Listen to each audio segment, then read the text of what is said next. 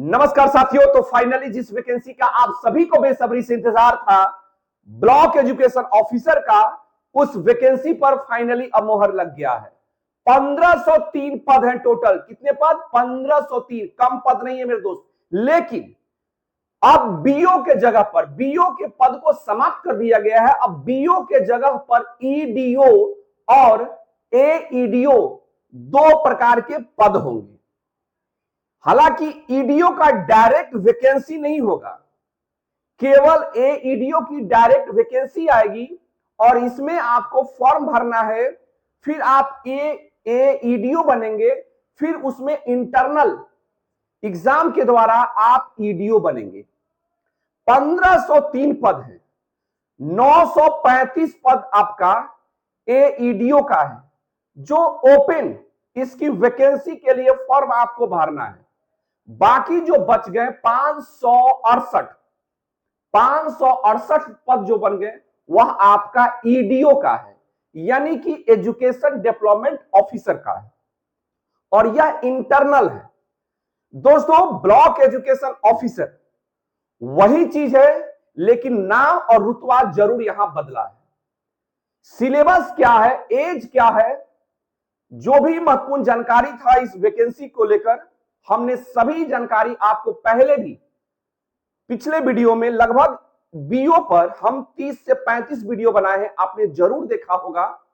उसमें आपने बहुत सारा हमें प्यार दिया था, संपूर्ण जानकारी दिए थे, यह भी बताए थे कि बीएड की कोई जरूरत नहीं है।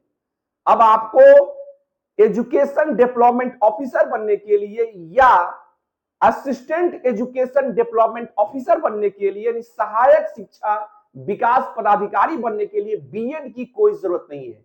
किसी भी मान्यता प्राप्त विश्वविद्यालय से किसी भी विषय से यदि आप ग्रेजुएट हैं तो आप इसके लिए एलिजिबल हैं।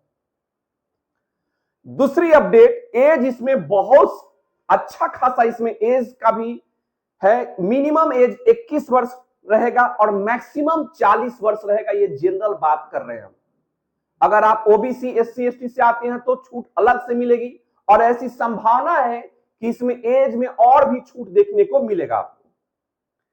सभी जानकारी हमने आपको पिछले वीडियो में भी दिया था, लेकिन अभी का अपडेट यह है कि फाइनली जिस भर्ती पर हमने 30 से 35 वीडियो बनाया और 35 वर्षों से जो विद्यार्थी इस वैकेंसी का इंतजार कर रहे हैं, 35 वर्षों से वैकेंसी नहीं आई थी, अब वो वैकेंसी फाइनली आ चुकी है।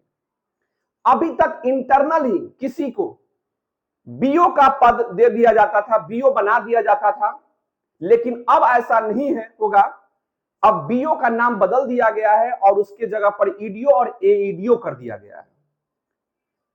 जो भी महत्वपूर्ण जानकारी हम आपको एक एक करके दे रहे हैं। अब सवाल यह उत्पन्न होता है कि भैया अब ये वैकेंसी आएगी तो कब तक आएगी? सबसे ज्यादा कंफ्यूजन यह है कि 71वीं बीपीएससी के ऑनलाइन आवेदन शुरू हो चुका है।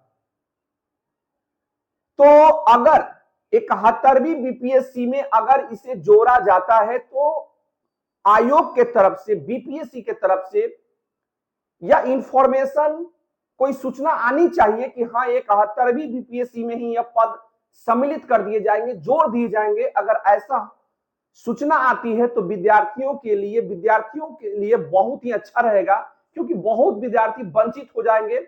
उनके मन में यह भी होगा कि चलो हम 71वीं बीपीएससी का फॉर्म नहीं भरेंगे, और बाद में पता उन्हें जब चलेगा कि 71वीं बीपीएससी में ही यह 1503 पद को ऐड कर दिया गया, तो उन्हें बहुत तकलीफ होगा, बहुत दुख होगा।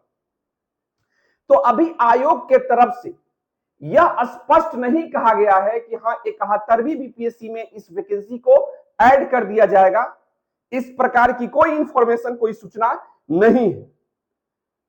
अब सवाल यह होता है कि 71वीं बीपीएससी में अगर नहीं आएगी तो कब आएगी? क्या बीपीएससी लेगी या बिहार एसएससी लेगी? तो बिहार एसएससी अगर नहीं ले, बिहार एसएससी को अगर नहीं सौंपा जाए तो ही ठीक है, क्योंकि बिहार एसएससी का आप देख सकते हैं क्या हाल है। तो बीपीएससी अगर लेगी तो बीपीएससी लेगी तो क्या 71वीं बीपीएससी में होगी या कब होगी? क्या इसकी भर्ती अलग से होगी? यह अब आपको थोड़ा सा दिखना पड़ेगा।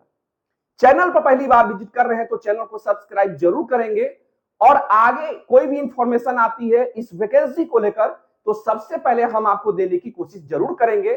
चैनल को सब्सक्राइब करके हमें सपोर्ट जरूर करेंगे, क्योंकि आपने बहुत सारा प्यार दिया था पिछले वीडियो में। तब तक जय हिंद, वंदे